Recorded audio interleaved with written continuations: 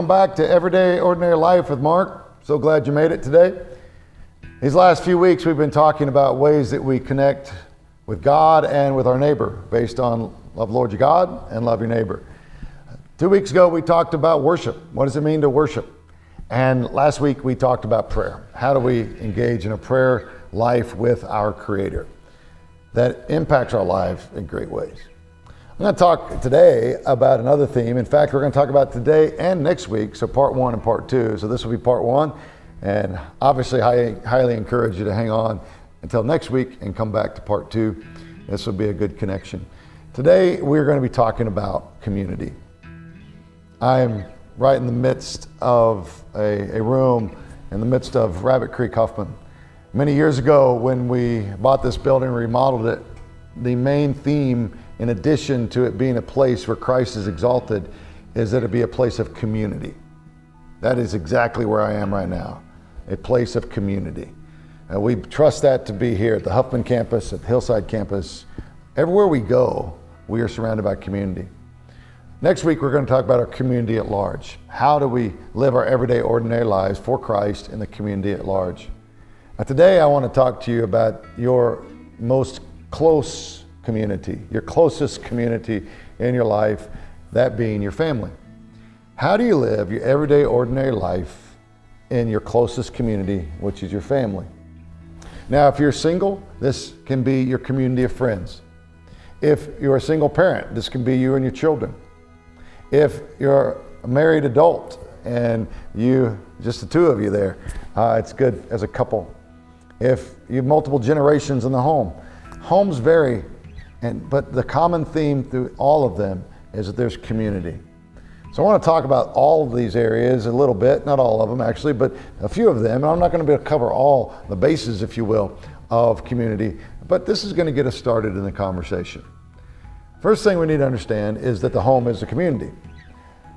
Now, I've said that, but I want to make sure you hear that again, because sometimes we think a community is just those people outside our bubble.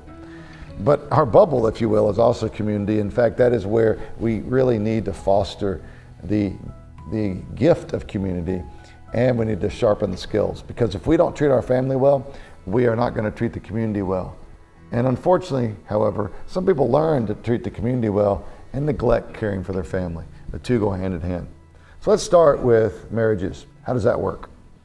Well, one of the greatest lines of all of Scripture is found in Ephesians. And Paul is talking to the Christian church, and he's about to launch in to husbands and wives, where it talks about the wives that respect their husbands and husbands that love their wives. The verse introduces all that contains the verb that introduces the rest of that paragraph there in Scripture, of those paragraphs. It says, submit to one another out of reverence for Christ. Submit to one another out of reverence for Christ. Again, that verse comes at the end of a speech, if you will, to the entire church, and leads into a very direct commitment of writing and teaching to husbands and wives. And it all is right there around submit to one another out of reverence for Christ. Husbands, wives, you want to know how to live as God has called you to live in a marriage? Submit to one another out of reverence for Christ, which means you need to love Christ first. Learn how he loves you, and then learn to love your spouse in the same way that he loves you, sacrificially, with patience, with kindness, with grace, with mercy. That you begin by turning the other cheek in your own home. That you begin by forgiving others in your own home. That you begin by listening well to your spouse when he or she is talking. This is so important. How about the relationship between parents and children? Again, this can relate to a single parent and a child, or to a married couple and multiple children, whatever the dynamic is in your home. There is a great summary of this in Scripture as well, where Paul writes, again, I love Paul because he's taking theology and applying it to our lives, just as we try to do all the time at Rabbit Creek Church. And what Paul says to children, he says, obey your parents. Obey your parents. And then he's talking directly to fathers, because that was kind of the family structure in that day, but we would broaden that and say fathers and mothers. And it says, don't be one who exasperates your child. Now, what in the world does that mean? It means don't be so frustrating a parent that your child doesn't even know which way's up. Your expectations keep changing. You're too tough. You treat one kid with favoritism over another. Your kid can never do anything right. Maybe you don't mean to say that, but that's what you may be communicating. And so make sure that you're not provoking, as another way of translation says that. Don't provoke your child. Don't make it difficult for your child to see Christ in you. Let your child see Christ in you. And then kids, this is for you. And kids, this doesn't mean you're 4. You may be 17 and listening to this. And for that matter, you may be 19 and still living with your parents. I don't know your situation. But you are a child in the home under your parents, your mother, your father, one or the other. Maybe it's grandparents, maybe it's foster parents, maybe it's adoptive parents, whatever it is. You have authority figures in your home. And when I say authority figures, their job is to love you as Christ loves you. What is your job? It is to obey. Why? Because the scripture says it will go well with you. You may not understand all the things they're asking you to do, but in love, you need to respond to what they're saying with obedience. That doesn't mean never share your opinion. That doesn't simply mean hang your head and walk the other room. But that means respectfully saying yes ma'am and yes sir, or saying could you please explain that because I'm not really sure why you're asking me to do this. It's good to question, but do it with respect. Do it with respect. That's so important. Now here's another one. Siblings. So you're off the hook if you're an only child in this case, but pay attention if you're not. Now, if you're a sibling, if you have a brother or sister, I grew up with 2 sisters, you know there's dynamics, not only the male-female dynamic, but just sharing space. Usually it's the bathroom, but sharing space with a sibling. How do you do that? How do you learn to be patient with one another? Who gets a shower first? Who gets the sink first? Who has to pick up their junk off the bathroom floor? These are very practical discussions that all actually take place in everyday ordinary life. You see, sometimes we think about everyday ordinary life, you think I'm just talking about church stuff. I hope you know by now, I'm talking about life stuff.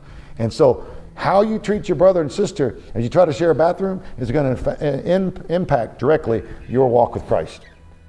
Did you hear that? Actually, the way you treat your sibling as you try to share a bathroom affects your walk with Christ, because it will change your attitude that day. If you're patient, if you're kind, before you head off to school, that makes a whole lot different than if you're screaming at your sibling before you go off to school. Now, make sure you share space well. And we go back to this passage so many times that I can quote it, but I need to again, because again, Paul is writing to the church, and the church begins in the home, remember. And so what happens is we latch on to this word out of Corinthians 13. You've heard me say it, I'm going to say it again. Your checklist. Love is patient, love is kind. It does not envy, it does not boast, it's not proud, it's not rude, it's not self-seeking, it's not easily angered, keeps no record of wrongs, does not delight in evil, but rejoices with the truth, always protects, always hopes, always perseveres. Love never fails. Parents, you want to know if you're treating your kids right? Read 1 Corinthians 13. Kids, you want to know if you're treating your siblings correctly? 1 Corinthians 13. Husbands, you want to know if you're treating your wives correctly? And wives, husbands, read 1 Corinthians 13, and then go over there to Ephesians 5 that I mentioned earlier and read it. And ask some soul-searching questions with God and just see how you're doing. This is supposed to be an encouragement for you. If you have questions, you have concerns, reach out to me. I'd love to talk to you about this.